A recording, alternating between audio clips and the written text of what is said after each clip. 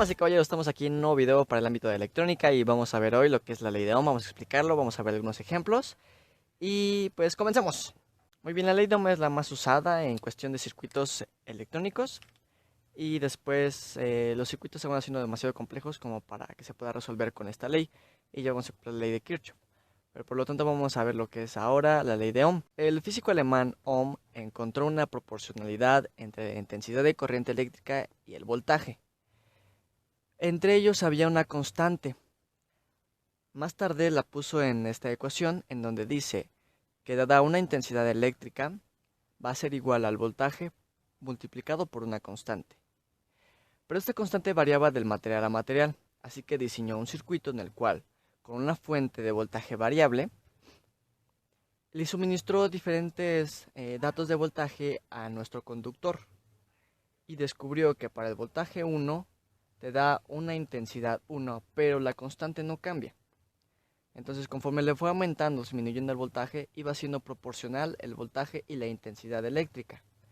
Esta constante después descubrió que era dependiendo del tipo de conductor.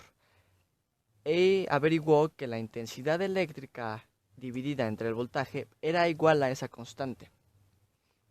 Lo que más tarde vio fue que, después de incontables experimentos y cálculos, logró determinar que el valor de la constante K correspondía precisamente al inverso del valor de la resistencia que representaba el material, considerando al paso de la corriente eléctrica.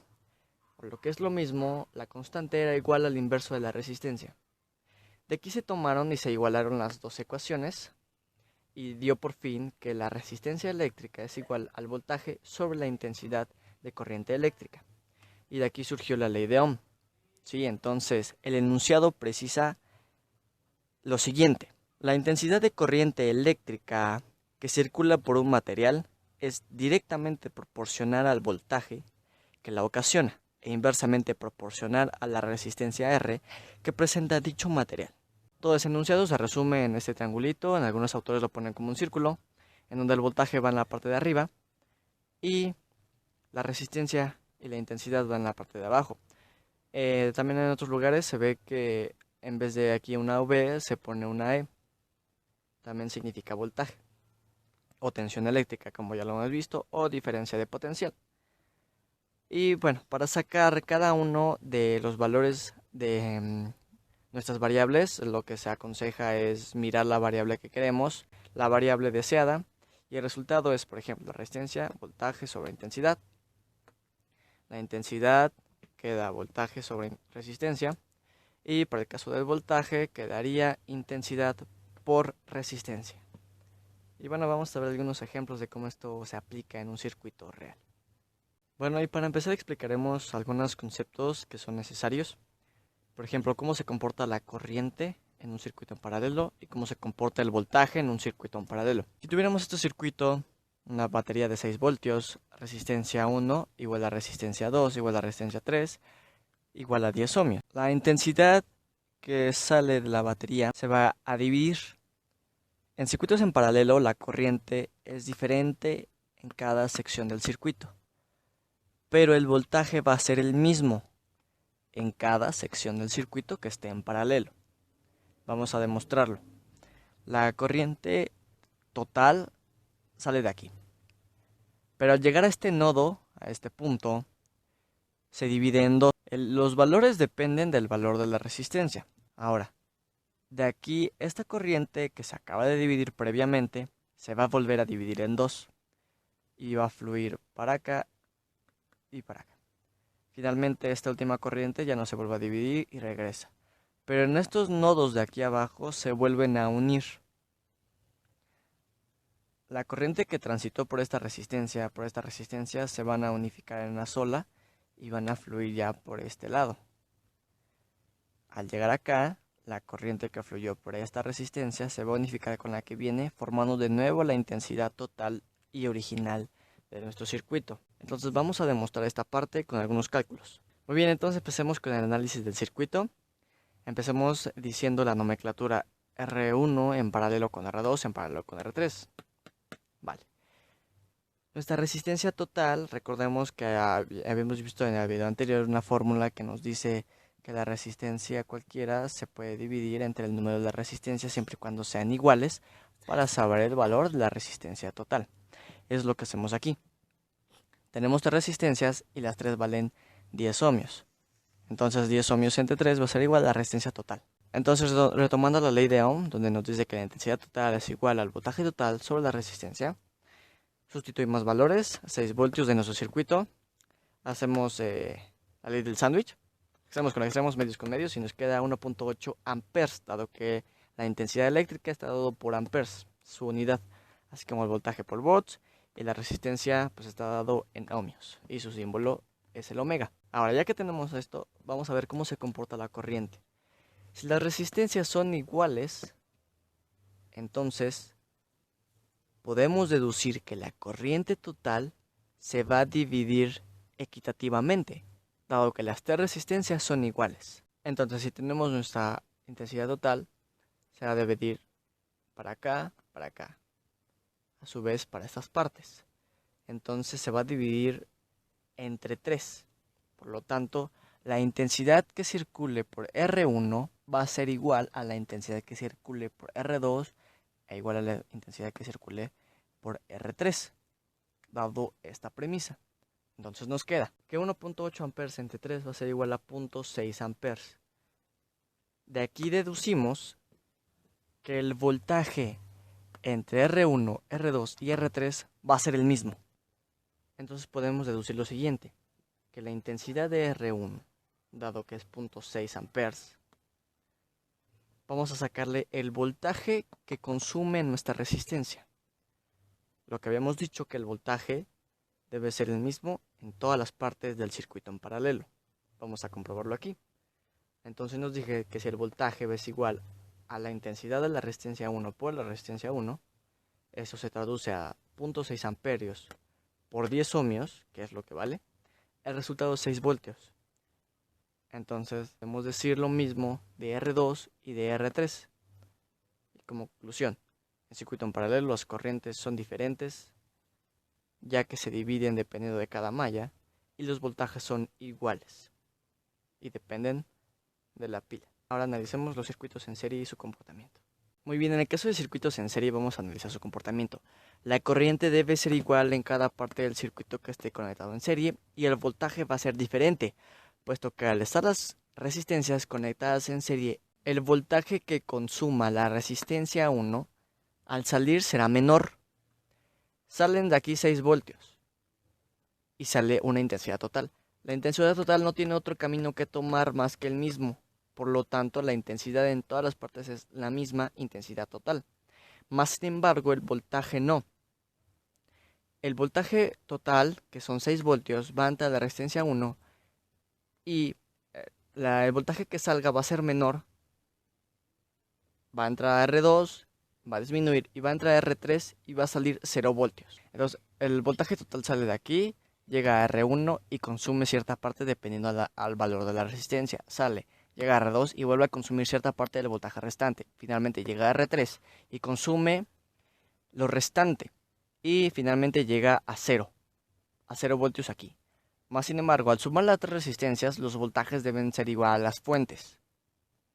Entonces vamos a analizar, primero vamos a reducir el circuito, sabemos que son en serie, entonces las resistencias son R1 más R2 más R3. Entonces nuestra resistencia total va a ser igual a 30 ohmios, dado que las 3 valen 10 ohmios. Para saber nuestra intensidad total, dividimos nuestro voltaje total entre nuestra resistencia total. 6 voltios entre 30 ohmios. Esto nos da 0.2 amperios. Más sin embargo, comúnmente en electrónica se ocupan los miliamperes y los microamperes. Entonces esto es igual a 200 miliamperes. ¿Sí? Recordando algunos videos anteriores, los prefijos, recorremos el punto 3 veces. Por eso la menos es mili y por eso son miliamperios o miliamperes. Ahora vamos a sacar los voltajes que hay en cada uno de las resistencias. Muy bien, entonces al sacar los voltajes de cada una de ellas nos da el voltaje de resistencia 1 va a ser igual a la intensidad de resistencia 1, o mejor dicho, a la intensidad que fluye por resistencia 1 por la resistencia. Entonces, punto 2, ya que la intensidad total, y dado que es la misma en cualquier parte del circuito, que es 0.2 amperios, por 10 ohmios, que vale R1. Esto nos da 2 voltios. Pero ojo, R2 y R3 valen también 10 ohmios. Por lo tanto, se deduce también que el voltaje de R2 va a ser 2 y el voltaje de R3 va a ser 2. Al final podemos hacer la suma. Entran 6, consume 2 voltios esto, salen 4. Consume 2 voltios, salen 2. Consume 2 voltios, salen 0. Y la suma da el voltaje de la fuente, o sea 6 voltios.